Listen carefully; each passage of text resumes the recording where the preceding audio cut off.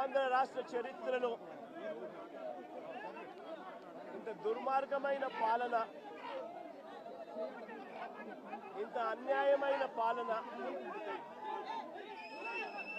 బహుశా ఆంధ్ర రాష్ట్ర చరిత్రలో ఎప్పుడూ కూడా జరిగి ఉండదేమో. నేను అడుగుతా ఉన్నా, ఒకసారి ఆలోచన చేయమని చెప్పి. అసలు ఈరోజు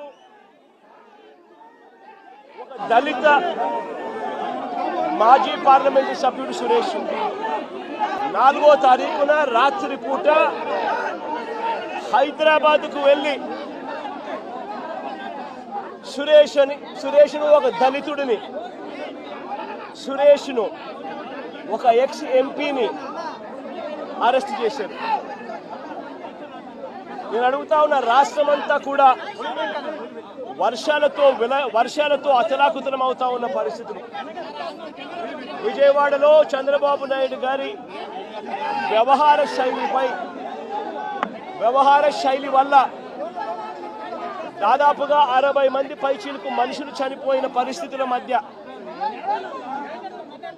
చంద్రబాబు నాయుడు గారి ప్రభుత్వం